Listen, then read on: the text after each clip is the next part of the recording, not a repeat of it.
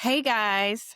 So this week I have been thinking a ton about what keeps us from going for our dreams or going for something new, different, and exciting, especially when we find ourselves in a midlife rut. I've been thinking a lot about this because I've had a couple of people in my life who are on the cusp of doing something different and doing something new. And I personally am just like always experimenting with new things and trying to figure out new ways to taste joy and curiosity. And I've just kind of always been that way. But one of the things that keeps coming up in conversations is this idea that, like, the very things that got so many of us high achievers to the success that we've achieved to this point is the very thing that holds us back when it is time to try something new. And that is this idea of being a straight A student, of being the one who always got the answer right. And so now when we're in this place of like wanting to try something different, perhaps make a pivot at work or start a new business or put ourselves out there on YouTube, hello, it can feel more daunting for someone who is used to always having the right answer, the good grade, the results that match and mirror the level of effort that has been put in. And one of the things that, like, I'm always trying to remind myself is you don't get to say how it's gonna go. You just have to go with the flow when you're trying something different. And one of the things that I have really been challenging myself lately to adapt mindset wise is, instead of seeing my goals as like these places that I am marching towards, like a destination. I know this it's the journey, not the destination, not to be cliche, but literally, like, enjoy the journey, enjoy the voyage. Like, it's an adventure, you know? I am setting sail. I'm setting off into this new space, into this new land, into this new area that I don't have experience in. I'm not the expert. I don't know everything and I don't have all of the answers. And that's fine. Actually, that's more fun. And I think the fun and the excitement of having a challenge where you're going to be stretched, where you're going to stumble, and you're going to have to do some research and do some reading and ask questions and find people who know a little bit better, or practice, tinker, tweak, and see how things go. That's the fun part. That's what makes the whole adventure worth doing. Okay, so I have some notes and I want to make sure that I stay on topic because I have a few tips I want to share and a few points that I want to make sure I get across. So, if you're someone who followed all the rules, turned your assignments in early, had the color coded, 5 subject 3 ring binder, I had it.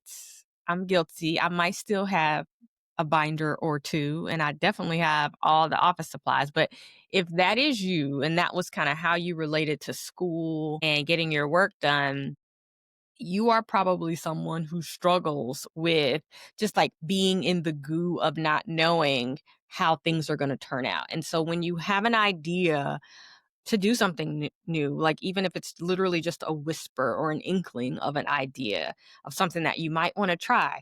Maybe it's, oh my gosh, maybe I should start a Substack, or maybe I should launch a new vacation villa in my family's homeland and bring women there and try to restore them and help them feel healthy and whole. I don't know, whatever the thing is that is on your heart to do.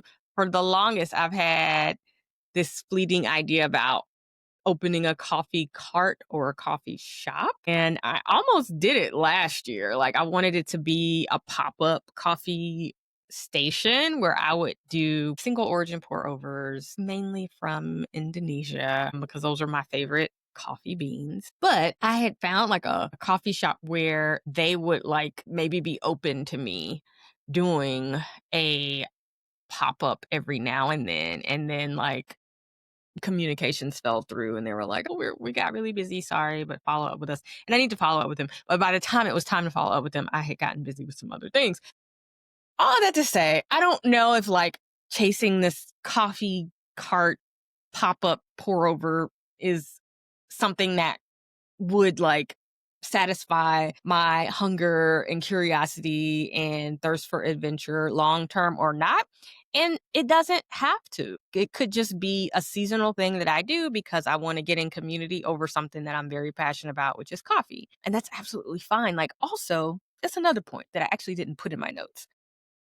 Releasing the idea that every new project or every new endeavor has to be the next big thing, the knock it out of the park, the $1 million idea. Sometimes things are just fun to do. Why can't you just do them because you want to do them and you want to see where it goes?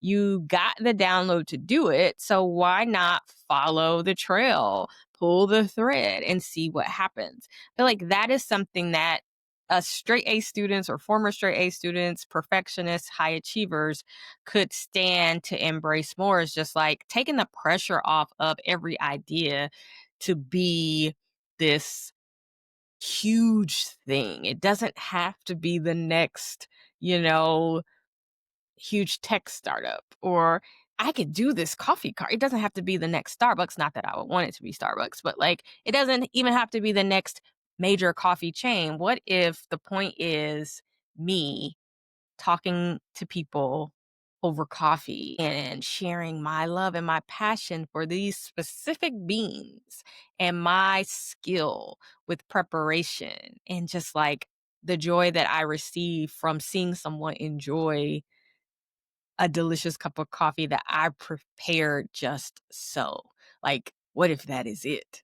And what if not only that is it, what if it's just something I did for, 6 pop-ups in 2026? And then I'm like, okay, I'm finished with that. That was fun. I enjoyed that. I met some fun people.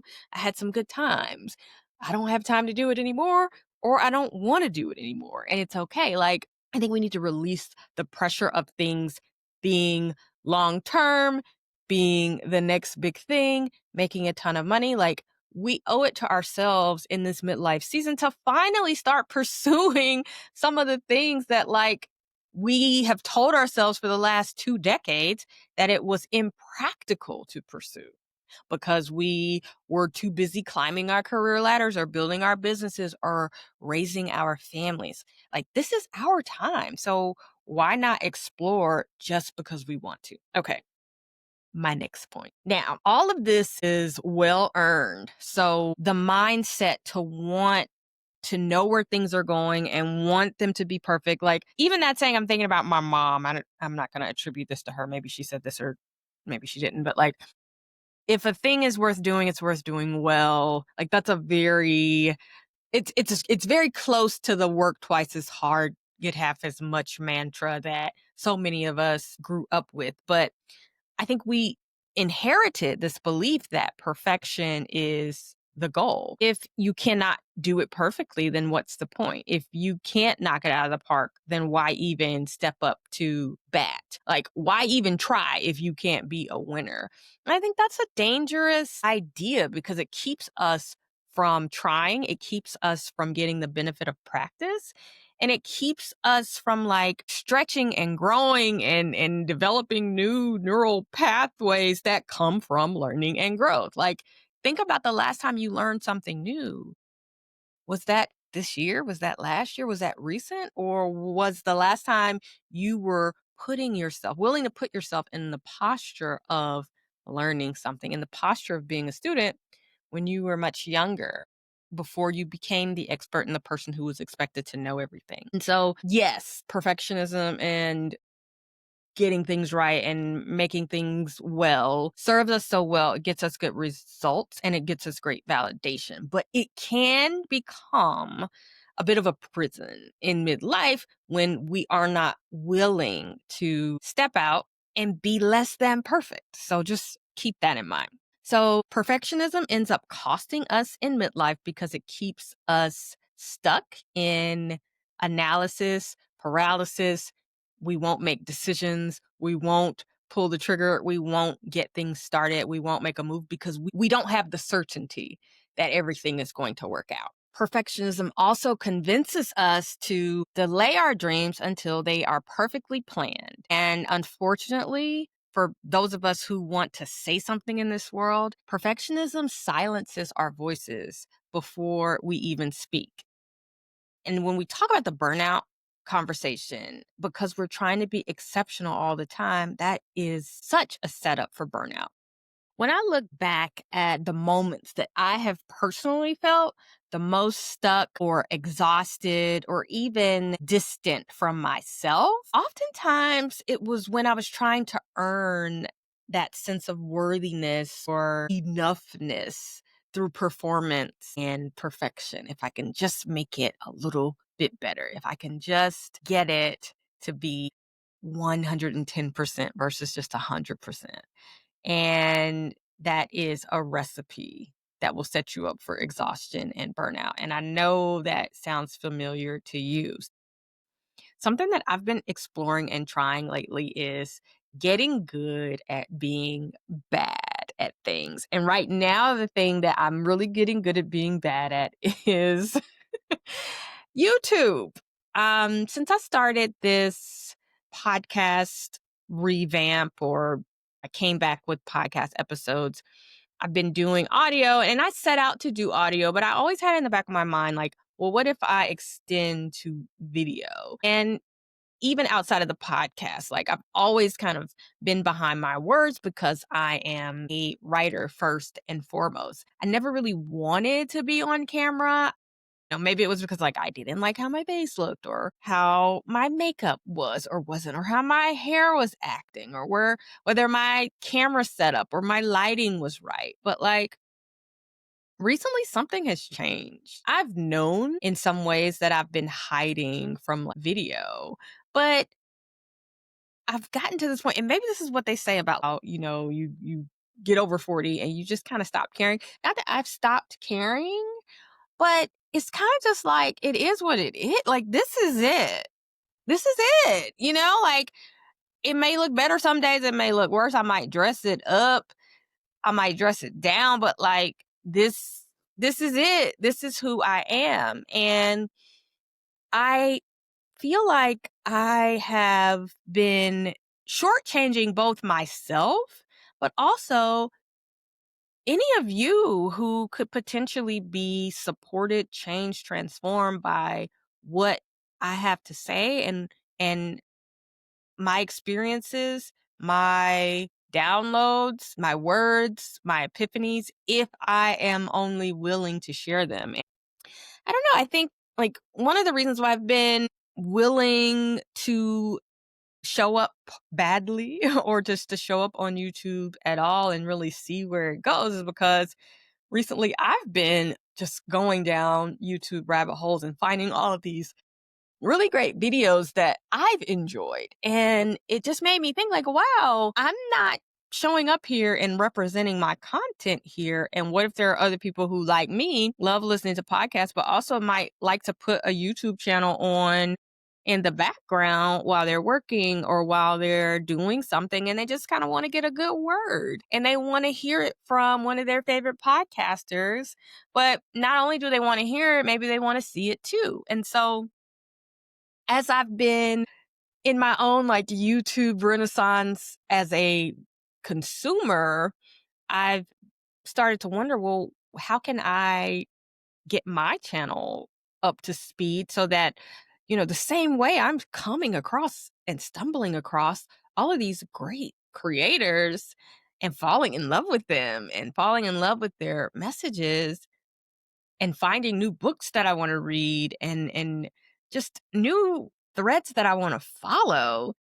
There's someone out there who maybe doesn't listen to podcasts on Spotify or Apple Podcasts and only goes down YouTube rabbit holes. And what if me showing up here is how they will find me and come into my ecosystem and get more familiar with my work?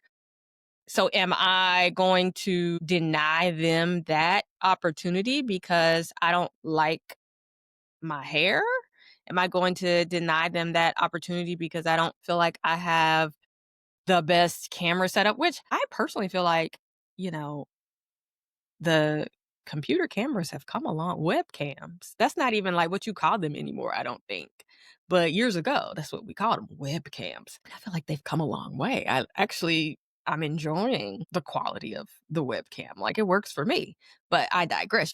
But like, am I denying people the very thing that I have to offer because I am too caught up in my own ego or my own vanity? And I think in some ways, our lack of willingness to fail publicly or to be bad at things publicly, it's all ego. It's all like, oh, I don't want you to, look at me and think less of me or to know, God forbid that I am not perfect. Well, announcement, I'm not perfect, y'all. Surprise, surprise. And so like, what am I trying to hide? There is no perfection to be had here. This is what it is. And also, like, I'm not getting any younger. When am I going to finally get it together and be enough? Like, am I waiting till I'm 60? Am I waiting till I'm 70? Like, what am I waiting for? And so that's kind of where I am. It's worth it if I have an idea or something that I want to try. It's worth it to try doing it badly to be bad at it. And so, plug for my YouTube channel, find me. I'm Amanda Miller Littlejohn on YouTube. And you might find this very video. You may find some of my most recent podcasts. You might find some shorts that I've put out there. So I'm just like playing around to see what works and not a real specific reason or goal or payoff, except to say, what if YouTube is my medium? What if YouTube is the way that I really find my ideal community members and they find me? Like, who knows? Like, maybe that's where all the fun is hiding. And so I'm willing to at least put myself in the arena to see. And I think releasing any sort of like subscriber goal, like, oh, I want to get to 5,000 subscribers or I want to get to X number of views. I don't even really have that. I just want to see what works. And if this is a place where I can get some traction with the messages that I have to share, is this fertile ground for me? Maybe it is, maybe it isn't.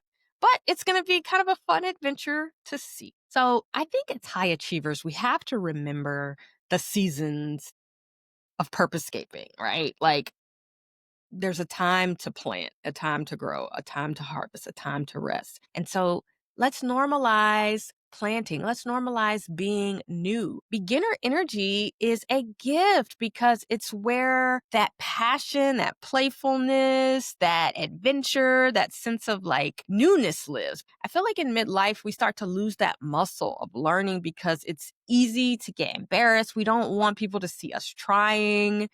And we don't want people to see us failing if whatever we're trying doesn't work. But like, who cares? The growth that you get from trying is worth it. So I want you to think about something that maybe you have been putting off, something you've been avoiding, something that has danced across your consciousness to do, like a book or a podcast, a career pivot, painting, learning a new language, starting that new business. And I want you to ask yourself, what is stopping you? Chances are it is perfectionism. It is this lack of willingness to be seen trying, to be seen being a beginner, to be seen bad. But remember, I want you to get good at being bad. And so here are a couple of mantras that I want to share with you that I have been taking to heart lately. Number one, it's okay to be a beginner again. I don't have to be an expert. Number two, there's no such thing as a perfect first attempt. Like, just put it out there. Done is better than perfect. And be brave. Don't be afraid to take one small step, one small action, one small, awkward, courageous foot forward and put yourself in the stream of the dream that you haven't allowed yourself to dare to dream yet. So, to my midlife people, especially my midlife high achievers, we have spent so much of our lives chasing the fours and the gold stars. But like, life is not a test. Life is not about passing or failing or being ranked number one, especially in midlife. We've got to learn how to reclaim our sense of adventure because the adventure is where we can harness the energy that we need, especially when we are in burnout. So I want you to try something new this week. I want you to congratulate yourself for trying. And I want you to remember that whatever happens is not really the point. It really is about who you get to become in the process of doing the thing or trying the thing or being obedient to the call that is on your heart. One of the things I love about bravery and like doing something that's just a little bit scary to me is that taking a risk gets your heart rate going. It just kind of gets you up and awake and it just reminds you that you're alive. And I don't know about you, but I feel like gosh, it's so easy to get stuck in a rut with like all of the responsibilities that we carry in this season of life. It can be really, really heavy, you know?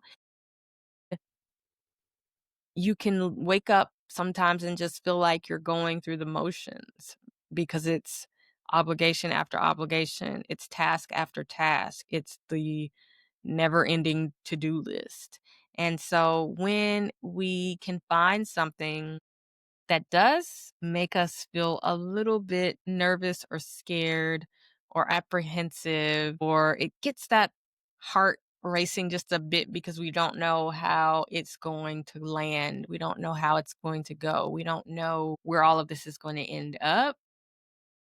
It just awakens that sense of life. Like I'm not on autopilot anymore.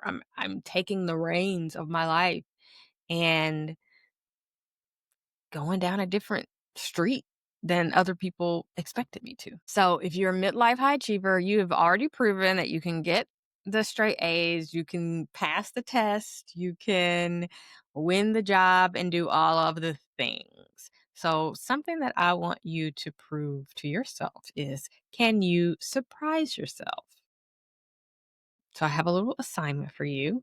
Don't worry, I am not giving grades for this. I know y'all are like, what do we get? I want you to commit this week to starting something or trying something that you have been holding yourself back from trying or doing because you were unsure of how it would turn out, because you didn't have all the answers, because you already knew you wouldn't be great at it or perfect at it because it's new. I want you to try it. And I want you to rejoice and delight in being imperfect and feeling the rush of what it feels like to feel alive because you're trying something, you're surprising yourself, you're stepping outside of your comfort zone. I want you to try one or two things. Like, don't just stop at one. Get good at being bad. And then I want you to send me a message and let me know what you tried, how it went, how you didn't die.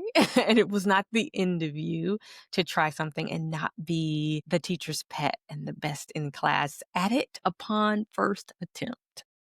And I want you to let me know, what did you get out of that experience of trying and being bad? And being okay with the journey of finding your way with this new thing.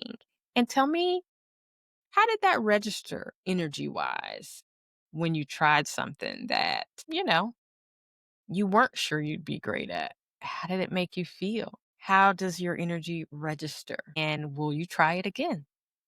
All right, let me know. Subscribe wherever you're listening to this, please, so that we can keep you abreast of new episodes. Leave me a rating and review if you get a chance. As a matter of fact, I would love to read my most recent review, which, I love getting a review for the show. This is on Apple. Timely reminders. Amanda's work is so timely for leaders in any sphere. Her work is focused on helping others win, use their energy wisely, and avoid burnout. A great listen, and that is from K Top 30. Thank you, K Top 30, for this awesome review. So, if you want to maybe hear your review read live here on the podcast, you got to leave it for me first, but I would love to do that. All right, I'll see you on the next episode. Bye bye.